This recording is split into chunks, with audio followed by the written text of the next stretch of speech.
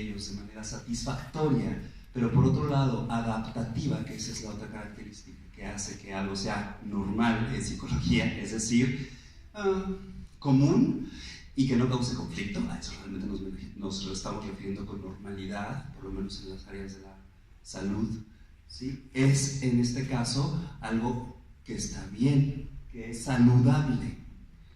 No sé si me voy explicando. Porque, por ejemplo, si estamos hablando de una familia del norte de la República, son muy distintas a los de Mérida, por ejemplo.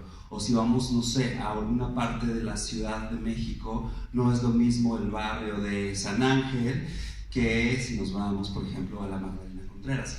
Es decir, y de colonia en colonia y de casa en casa, las realidades son completamente diferentes. Tampoco podemos decir qué es lo saludable o no, siempre y cuando lo importante y el criterio más importante sería es que sus integrantes puedan ser adaptativos entre ellos mismos y el entorno que les rodea, y por otro lado, por supuesto, que tengan una calidad de vida e interacción de la misma satisfactoria, en donde pensamiento, palabra, pues, comportamiento, emoción están siendo equilibradas en ese término de salud, ¿vale? No sé si hasta el momento en esta parte de organización.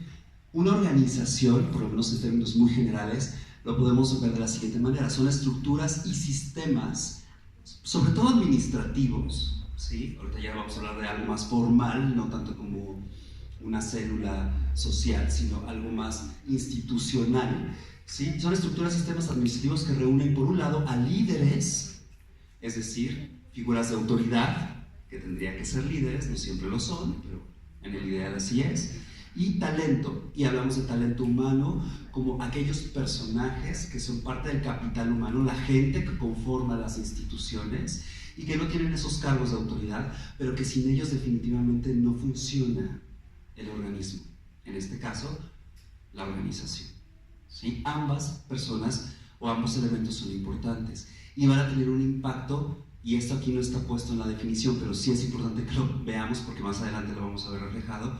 Es todos estos en servicio de un tercero, y ese tercero puede ser un usuario, como puede ser un hospital, o un cliente, como puede ser una empresa, ¿sí? Nada de lo que hacemos tiene un sentido si no está destinado a alguien más. Y realmente son muy pocas las actividades, si no es que ninguna hoy por hoy, en donde no esté contemplado un tercero, es decir, nuestros esfuerzos, nuestro trabajo, nuestro tiempo está dirigido a un destinatario. En este caso, bueno, no está puesto en la definición, pero sí es importante porque también es parte de la organización. Aunque está no físicamente todo el tiempo ahí, es alguien que juega un papel indispensable para que pueda funcionar la organización. Por ejemplo, ¿alguien aquí trabaja en un sistema no hospitalario? Levante la mano, solamente solo los puedo ubicar. ¿O no? Ok. ¿Alguien trabaja en un sistema hospitalario? ¿Podría levantar la mano? Ok. ¿En este hospital? ¿Sí? ¿Todos? Ok. Bueno, pero por ejemplo, eso sería importante. Sí hay figuras de autoridad en el hospital y hay personas que son parte del talento, del capital humano, y por otro lado está el usuario. Sin los tres no podría suceder el sentido o propósito que tiene la organización, que cuál es la finalidad de lograr metas y objetivos muy específicos, muy concretos, para poder llegar a acuerdos, bueno, llevar a cabo los acuerdos de misión, visión y valores, a grandes rasgos. La misión es la razón de ser y hacia donde está destinado, sobre todo, como cuál es mi objetivo último para el que surgió, por el cual surgió el proyecto. La visión es en lo que deseo llegar a convertirme como un proyecto, y por supuesto los valores son como los carriles por los cuales yo voy a andar para que no me pierda en el trayecto. El punto de partida, el punto de llegada, misión, visión, y los valores van a ser justo como aquello que nos va a ir guiando en el camino. De esa misma manera es que teniendo esa estructura clara, ese le llaman planeación estratégica, que es este mapa general que nos va a decir qué es lo que estamos haciendo, para qué lo vamos a hacer, cuánto tiempo nos va a llevar, de cuántos recursos económicos, físicos, emocionales, personales vamos a requerir para poder cumplirlo. Entonces es que podemos articular las dos cosas. Y una organización necesita de la gente y de los procesos. Ambas cosas construyen esa estructura de sistemas y, por supuesto, procesos administrativos. pero la gente es indispensable. Y ahorita vamos a hablar de salud mental, que tiene que ver no con los procesos, aunque de alguna manera los toca, sino más bien con la gente. Pero, ¿qué sería ser sano? Entonces vamos a ver la propuesta de cómo yo lo trabajo cuando estoy haciendo consultoría en las diferentes organizaciones. Algunas tienen que ver con cuestiones de salud, otros, por ejemplo, un despacho de abogados o alguna papelería, cosas por el estilo, en donde hay equipos de trabajo, hay líderes y, por supuesto, hay un usuario o un destinatario del servicio. Lo primero que tenemos que hacer, y esto se lo voy a hablar en términos muy médicos, muy hospitalarios, es lo siguiente, y traté de hacer una metáfora al respecto. Vamos a ver, es como cuando llega un paciente, primero tenemos que saber pues, más o menos qué es lo que le pasa, ¿no? Y de hecho,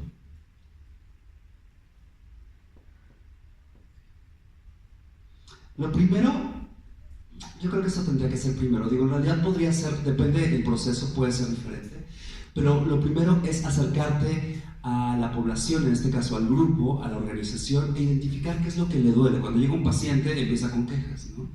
Por ejemplo, que es que me duele la cabeza, que tengo mareo, que ya traigo un dolor desde hace muchísimo tiempo, me voy sintiendo extraño, no duermo igual, estoy irascible, mil cosas. Hay que identificar las problemáticas, quejas y dificultades, en este caso del paciente, que no es el paciente, es de la organización.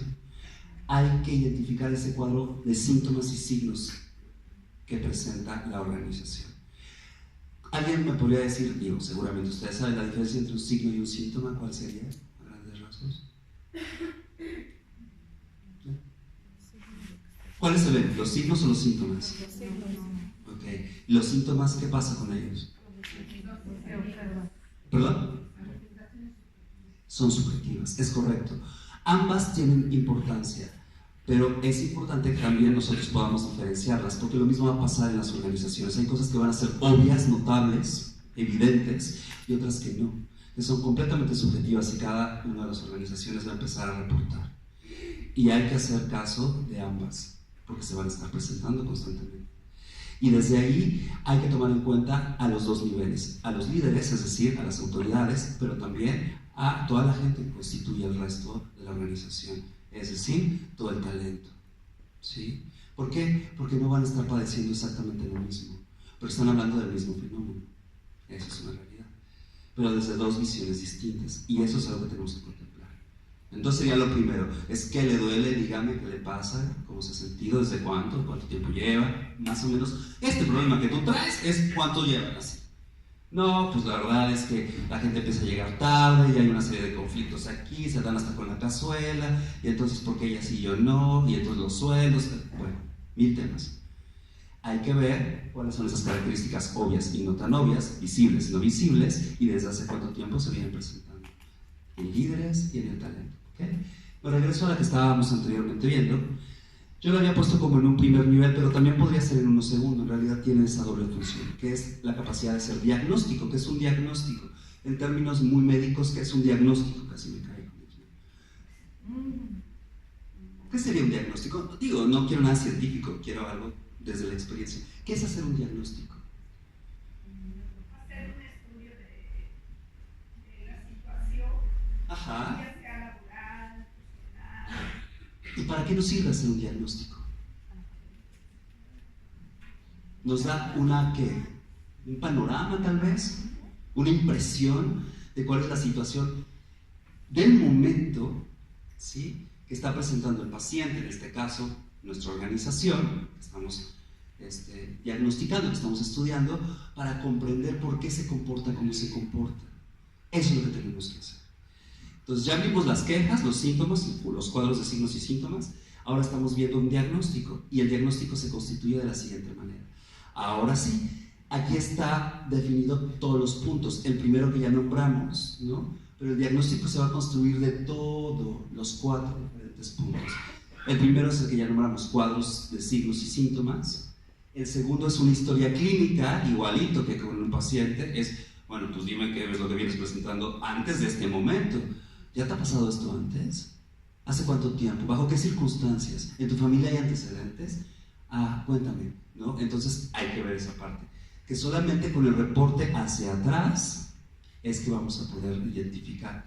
Y la otra es el análisis de laboratorio y observación. En este caso, No vamos a sacar muestras tal cual de laboratorio en sangre, orina o cualquier otra cosa, o tejidos, pero sí hay otra forma de hacer análisis en laboratorio para una organización, que es sacar una muestra, justamente.